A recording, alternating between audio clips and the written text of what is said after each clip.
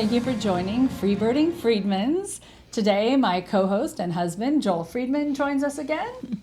And we have a special guest, Mary Murphy. Thank you so much for being here. Thank you. Mary is an associate professor at the USC School of the Annenberg School. And is a lifelong journalist. And I'm going to let her explain a few other of her career highlights because they are so impressive I can't remember them all. Oh, that's so sweet.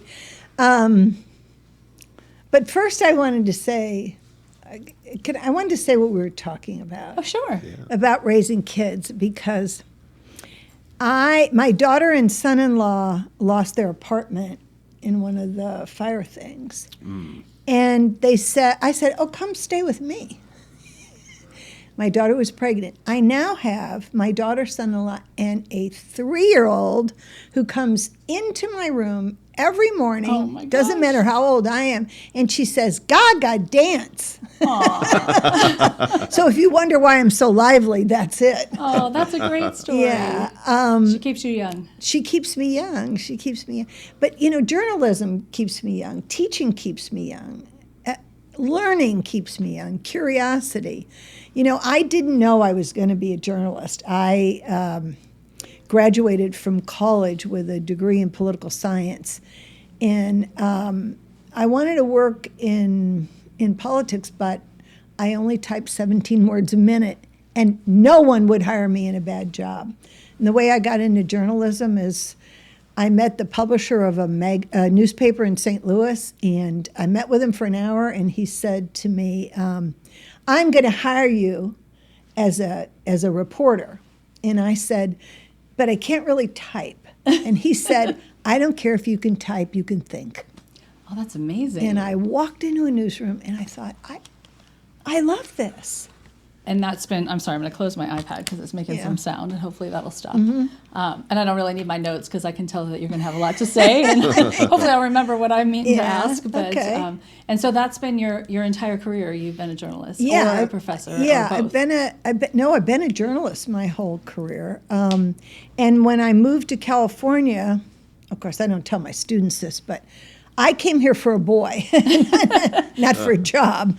And I applied to the Los Angeles Times, and the editor said, I'll call you on Friday and let you know. Well, Friday came, so I was sitting there, and so I called him. I said, excuse me, you said you were going to call me and tell me if I had a job. And he said, oh, yeah, I forgot. Yes, start Monday. Oh, my gosh. Wow. Well, Isn't that's it? actually a great story, and I'm going to take a segue completely away from what we're talking yeah. about. But I've seen this with my son, who luckily is employed now. But ghosting people who are going for interviews these days is common. So do you suggest a follow-up call? Yeah, it's interesting that students were talking about ghosting today. I thought it was only in relationships, but it's not, because they said that the pandemic really had an impact on it. Interesting. And, I know, I always follow-up call. One of the things I think about now is I love this younger generation, but they're afraid to hurt people's feelings. They don't think they should call and bother somebody.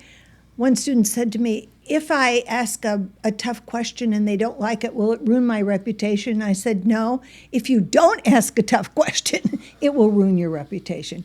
But ghosting is something that is so prevalent and so hurtful. So hurtful. Yeah. But absolutely they're going the wrong way in terms of having a career.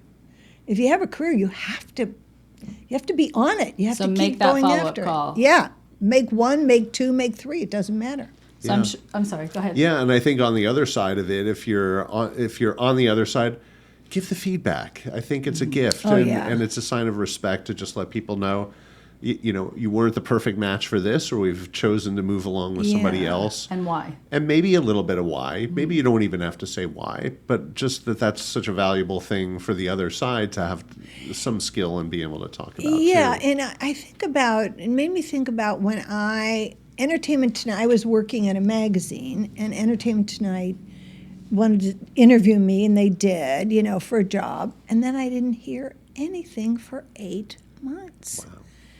And then they called me and said, oh, we'd like you to work for us. But if I had ghosted them or they had ghosted me, I'd never have that career. Yeah. So be persistent and patient, it sounds Be persistent. I don't know about patient, but be persistent, because you can't, honestly, I always tell my students, you can defy anybody except cops. Those are the one people you can't defy. But no, be persistent, because people like me, who I'm so busy, and editors and producers and are so busy that they get so many emails a day that they can't keep up. And then if you they say, okay, I better pay attention to this. Keep yourself at the top of the interest list. Yeah, exactly. Well, that's good advice. The other piece that I want to ask, I know you teach mostly younger students, but we're also talking about people in our age range who are starting second careers, or maybe have been stay-at-home moms and are trying to get back to work for the first time. Yeah. Do you see any common threads between what you teach your students and what? Yeah, I do, because as I said, I'm producing this half-hour show with my graduate students, and they just came up with the name. It's called TakeTwo, meaning you can start all over again. You can do a second thing. And I remember when I had been a TV guide for 27 years. Oh my gosh. And then suddenly they were like, goodbye.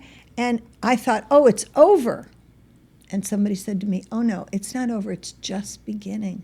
And it was. I didn't know that. I had no idea that if you were let go after decades in one place, that you could go on and have a magnificent career, but you can't. And you have. And I have. I have. What have some of the highlights been since that moment that you thought it might be over? Oh, okay. Well, I think there were two major highlights. One, I was hired by Entertainment Tonight, back again, a little bit older, not much wiser, but older. And the other thing is, I got an email from a former editor of mine from New York Magazine asking me one question: could you go to Rwanda?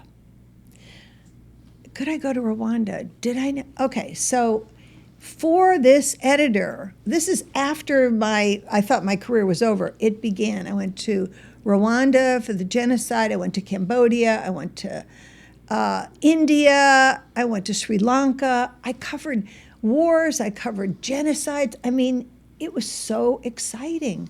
But I wouldn't have known that if I thought, oh, if you only have one thing. But when somebody said, no, it's not the end, it's the beginning, I didn't believe it, but it really was. That's great advice. Yeah, absolutely. And the ability to do all that international travel, was that while you still had kids at home, or was that actually after that? I didn't. Yeah. When I had kids at home, I didn't want to do that. I thought, I don't want to miss the soccer game. I don't want to miss the football game. I don't want to miss their things. So mostly I stayed at home. And I did have a job, though, when they were young, where at Entertainment Tonight, the first time I was there. And then my husband, at the time, had brain surgery. And I had two little kids. And so he had brain surgery. And I remember coming back to Entertainment Tonight after being in the hospital for 24 hours, and somebody ran up to me and said, "Thank God you're here. Cher has a new perfume." And I thought to myself, oh, really? You think that's important? But what I said to myself was, this is not a job for a mother. I have a sick husband and I have two little kids. So I went in and, as I said, I told him I can't do this anymore. And did I say that? Not since we started the podcast, all right, good. No. So I went in and I said, I can't do this anymore, and I need to quit. And they said, you can't, because you have a contract with Paramount. Don't tell Paramount this, but anyway. Then about a week later, they said, yeah, you can quit, and I did. And also at the same time, I reached out to TV Guide to see if I could go back there. And I said I wanted the same salary that I got in television. And they gave it to me. And then when my producer said I could quit, they just said, we're just not telling Paramount. And they paid me. And I couldn't leave my kid. It wasn't the right thing for me. It wasn't right to take a job that you have no control over. When you have a job like in a print, you can say to Tom Cruise or somebody, sorry, I can't do it at 10 a.m. because oh, that's when my daughter's whatever is at school. I could do it at 2.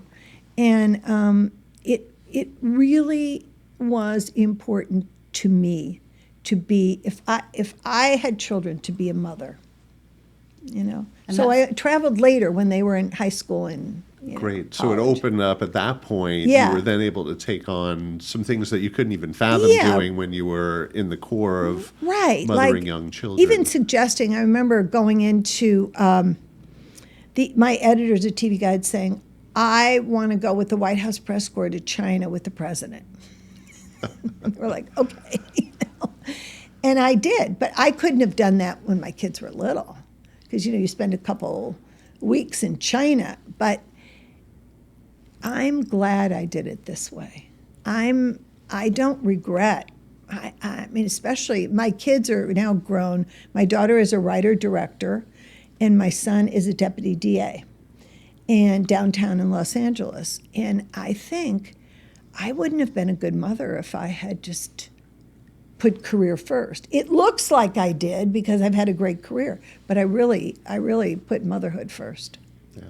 And now you're full steam ahead.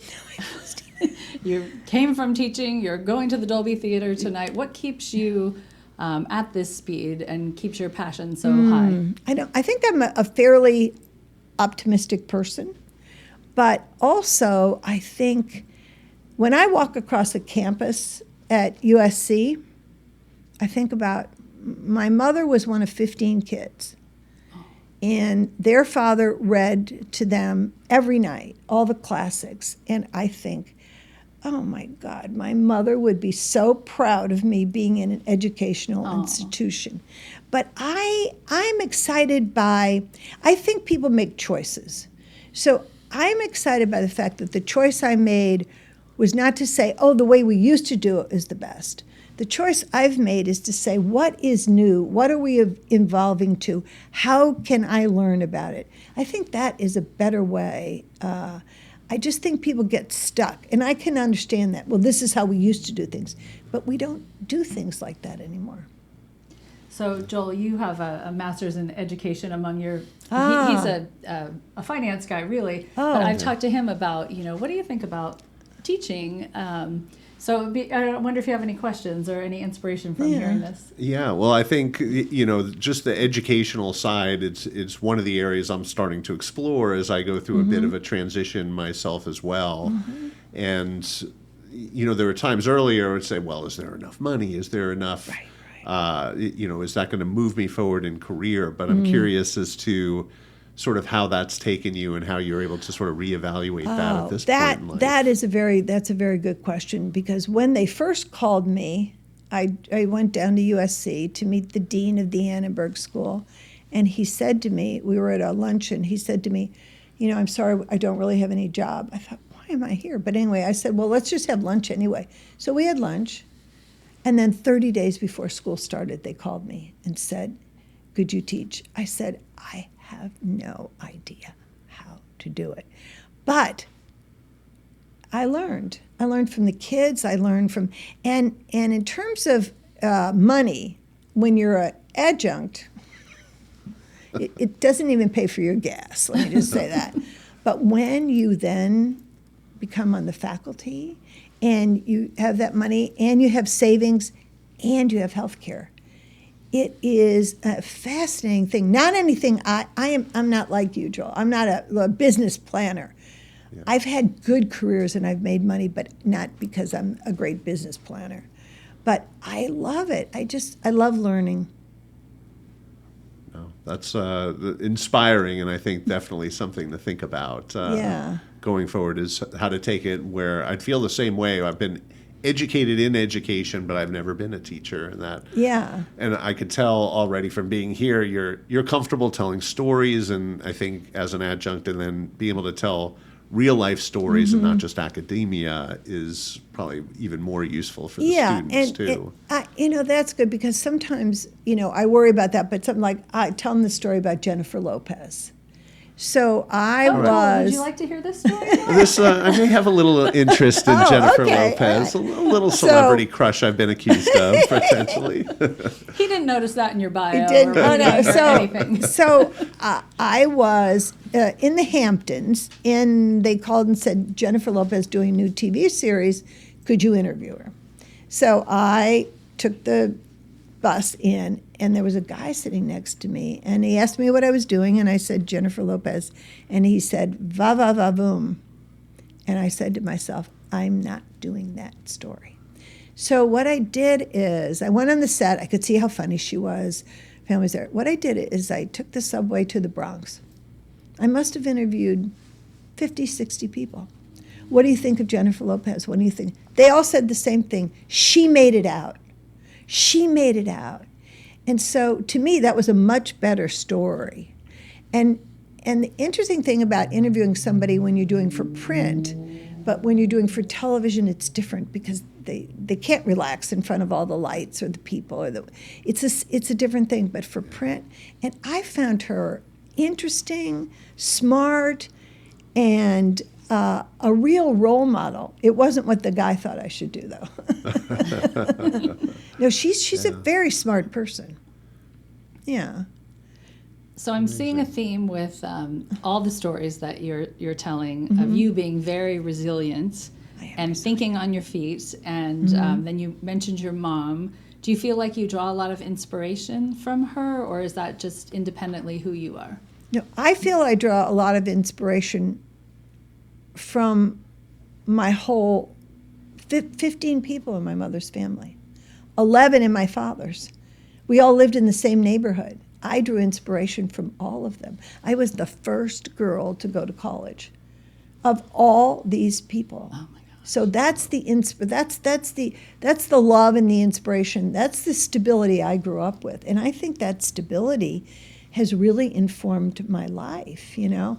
I was thinking when you were talking about being resilient, I went to Cuba to do a story about Mary Hemingway returning to Cuba. And it was really interesting. And then like at 10 o'clock one night, there's a knock on the door. You know, Fidel wants to see you. So we all have to go over and interview Fidel Castro.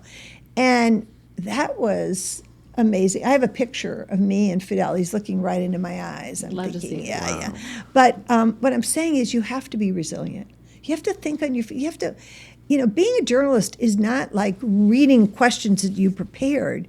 It's like going into a situation. Like if you had ever been to a genocide, if you'd ever seen what it's like for people, a whole country to come back, a whole country to survive, it changes your life forever. I mean, you think to yourself, I think to myself, I can get water just by, you know, going to a water fountain or going, you know, to the kitchen. No. In Rwanda, the women walk for miles, take water out of a well, put it on their head, and walk for miles back. No, so you get a perspective of this country and your life. And I think it's very, very, I think it has informed my life more than anything, I think, those stories. And when you're talking with your students, I'm sure there's times that they're very hopeful and excited, and other times that they're terrified and concerned. And what do you feel like inspires them most that you can come up with when they're in those places? That's a good question. Like right now, they're all terrified because graduation is next month. Same for our daughter. We have a daughter about to will graduate. they get a job? What job will they get? You know, I took him to the James Corden show, and James Corden said to the kids, it doesn't matter what your first job is. Just take a job. And so I think that was helpful, but they're also nervous now. I'm taking him to Jimmy Kimmel in a couple weeks. And I mean, look what Jimmy Kimmel's been through, you know. Yeah. But kids right now are so nervous about what will their first job be. I mean, just take a job. That's what I say. That's good advice, definitely. Did you have any follow-up questions in that space before? No, it was you were thinking about Jimmy Kimmel and what an exciting opportunity. It's probably not every day in your university studies that you get a chance to be on set and meet. And you're right about Jimmy Kimmel. He went from, one of the key late night hosts to basically being thrown off air and then really making a comeback in there as well. Yeah, he's like the symbol of resistance. Yeah. And that's what I like to do for students. I like to take them to places or have them. Like I met a woman at a Hollywood event in the bathroom, and we were talking. It turned out she was an Epstein survivor. So I said, "Would you come to my class?" And she did. Oh my gosh! And she talked about what it was like, and it was riveting. So I think students, I like to bring them the things from the world to the class, not just from books, but from real world. From the real world, yeah. And sometimes my kids come. Now, do you have a wait list for your classes? I would think that students are. No, because I have 3 classes. I used to have one. It was very big, but I didn't like that. I don't like it when I can't know people.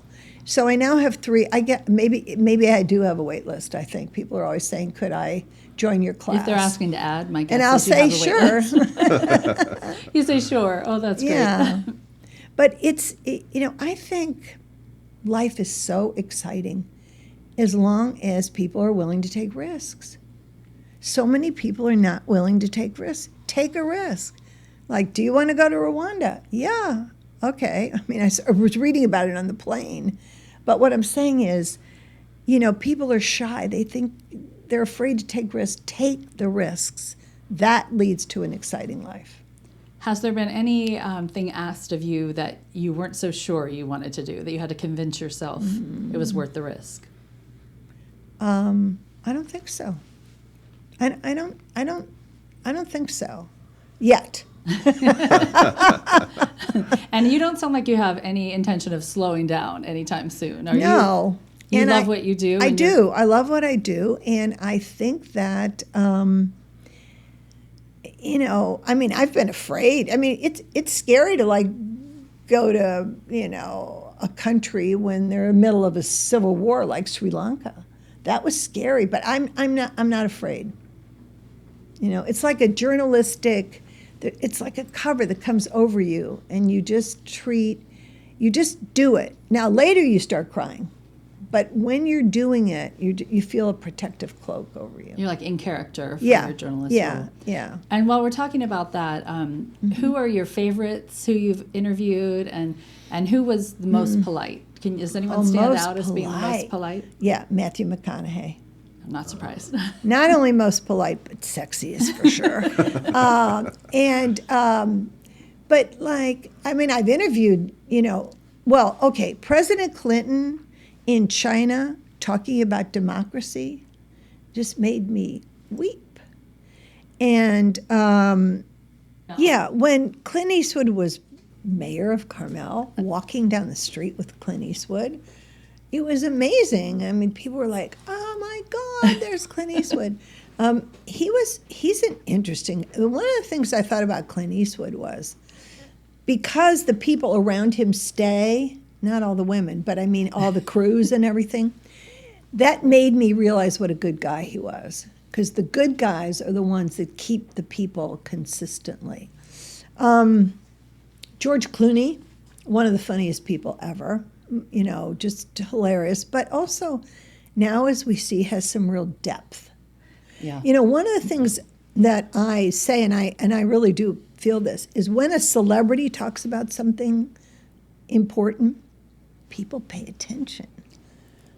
When Leonardo DiCaprio goes to the United Nations to talk about global warming, people pay attention. So celebrities have an impact, and in some ways they have a responsibility.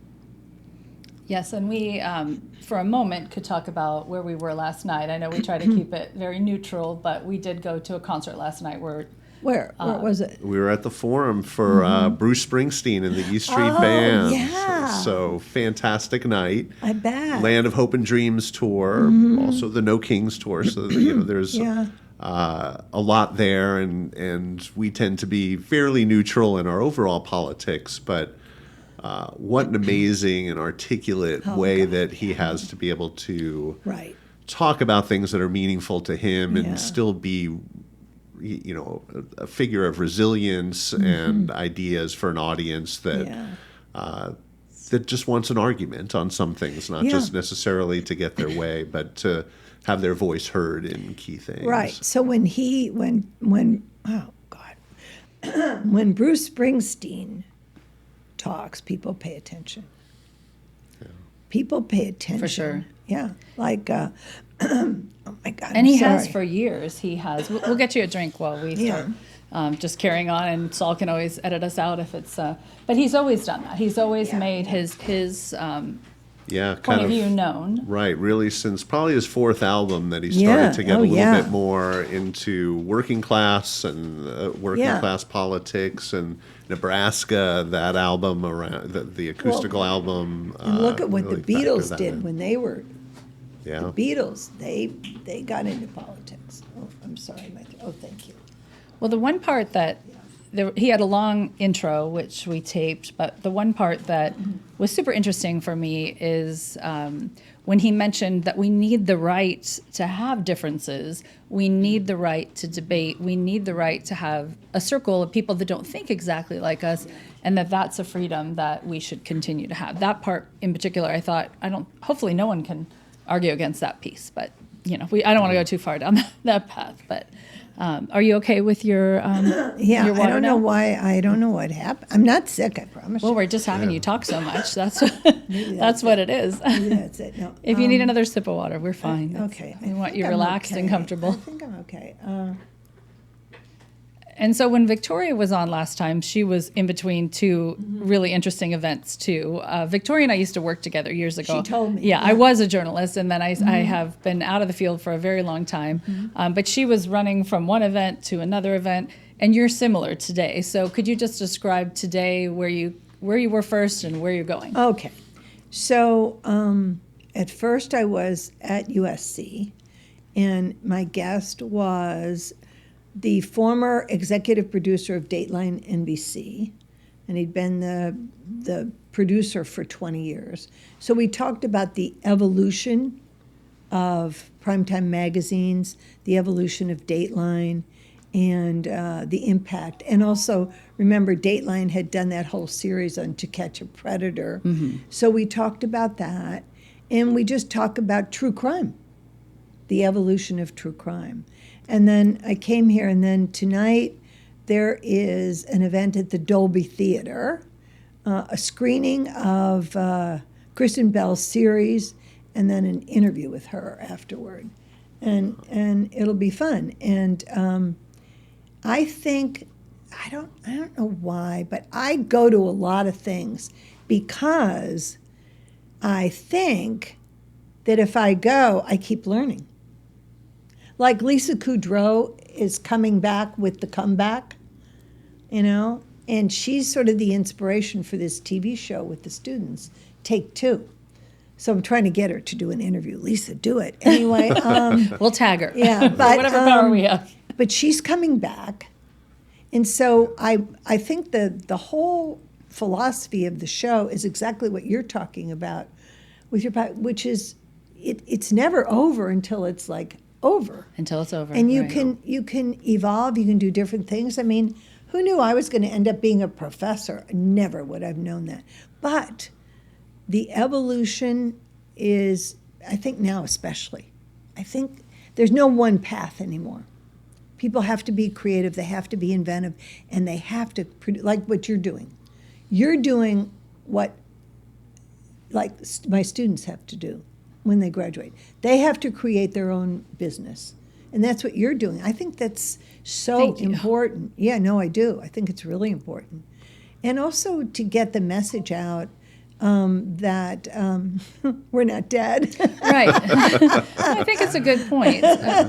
We're in a few groups online where there's, I don't know, hundreds of thousands of people in some of them. And there are a lot of people that seem to be in the same boat as me, where they were home, they followed their husband's career, and now they just really don't understand what their purpose is or what they can do with the skills that they had. And so for us, there's a lot of reasons we're doing this. One is if we can reach out to just one of those people who thinks they don't have a purpose. So would you have anything to say to that person? What it made me think about is that, so my mother and all her sisters worked until they were in their 80s. Oh my gosh. They did. They just all worked. And so it was, without saying anything, it was a role model. And also I can say that I don't think anybody knows exactly what they're doing these days. I think this is a time of upheaval and creativity and a time when people have to keep inventing things for themselves. So I think the people who stayed home are just joining what we all are facing in some way, you know? Like I'm writing a book about the history of entertainment journalism. And I'm thinking, should I write this book and be a professor and okay, I'm doing it all. Great. Do we have a title yet? The United States of Entertainment. I like it. Okay, will you come back when it's ready to be promoted? I will. And I'm writing it with this friend of mine. And the truth is that sometimes I think to myself, oh, should I be doing this much? Shouldn't I slow down? People are always saying, you know, are you thinking about slowing down?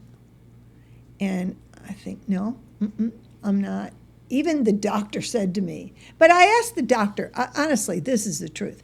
I said to the doctor the other day, I said, if I still smoked and I still drank, what do you think my life would be now? And she said, you'd be dead. So you inadvertently do these things through your life that you have no idea are going to lead to a healthier life. Well, is it okay to mention your path to sobriety? You've been sober for a while now, from what I understand. I've been sober 48 years. I know, it's hard to believe. Well, we don't know how old you are, but that's amazing. But my path to sobriety was, this is the thing. I do want people to know this. People think that people have to be down and out and homeless and whatever. No. I'm a well-educated woman. I had a fantastic job, everything. It's just that I'm an Irish Catholic who came from all this, and you have to make a decision, Is that the road I want to go down, or do I want to go down another road? And then you spend your life helping people. That's what I've done. I've spent my life helping people. Journalists, by the way, all journalists, they smoked and drank, and that's what they smoked in the newsroom when I was first started. And the fact that I stopped smoking, did I know it was going to lead to health? No. Oh, and there's one other thing, swimming. Oh, so you also swim? 40 years I've been swimming. Oh my gosh. Yeah. How often? Well, I was doing it every day. I'm kind of a little bit now 3 days a week, but I do it at a Korean spa. That's another interesting thing. So here I am at a Korean spa in a culture that I don't know that much about, but that I'm learning about. It's a culture where people take care of each other. Like the grandmothers and the mothers and it's not a rushed culture. I'm not talking intellectually now. I'm just talking, it's a beautiful culture where people take care of each other. And in America, when we go to a gym or a spa, we go in, we go out, that's it. No, that's not what happens. So you take your time, you take savor your the time, moments. you go to the jacuzzi. It's beautiful. Have you ever been to a Korean spa in Los Angeles? Oh, they're amazing. There are 5 or 6 of them. They're amazing. And it's just a culture. It's like slipping into another culture, and I think that is important too. I think we need to do more of that. I think there's so much animosity because people just don't understand each other. True, and I like that advice. Yeah. Anytime someone says we should go to a spa. We have it right here on the freebirding list to do. Yeah, you freebirding should. to-do list. And we're trying what everyone's suggesting and to they us. separate the men and the women, by the way. Okay. Well, it looks like we're maybe getting close to the time that we need to let you go to your next event. Okay. But first of all, we have absolutely loved having you. Thank you. And we definitely want you back, particularly when your book is released, for sure. Did you have any follow-up No questions, but I certainly or? wanted to say what an amazing story that you bring to the table, and so much inspiration. So much appreciate you being able to take the time between two very exciting parts of your day, and hopefully we were at least somewhat exciting as it was great. It It made me think. You survived your first podcast. I survived. I'm surprised you haven't done a podcast. So we're thrilled to have been your first podcast. You are. What's the name of the podcast? The Freebirding Freedmans. The Freebirding Freedmans. Oh, you did say that. So our last name is Friedman, and then Empty Nest sounds kind of sad.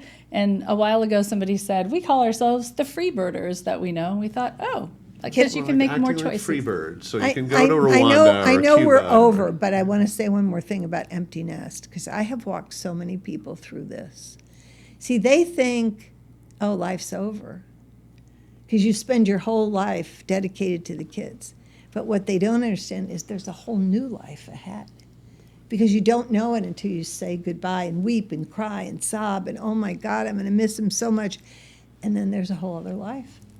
You have to put the pieces back together. But by the way, they always come back home. Yeah. We have one home right now, We know too. how it is, and they may show up, and their children may come and ask you to dance. At 8 The a.m. evolving nest is really more like it. Well, thank you so much, You're Mary. welcome. And it's You're been welcome. a pleasure. Thank you. We really appreciate you being here. Good. All right, thank you. Thank you. This episode is supported by Friedman Multimedia, LLC, our family's creative home base. Through Friedman Photos, our storytelling podcasts, and thoughtful CFO-level financial guidance, we help people capture memories, find their voice, and move confidently into their next season. Wherever your journey takes you, we're thrilled to be part of it. Thank you so much for joining us for Freebirding Freedmans. We look forward to seeing you on our next episode.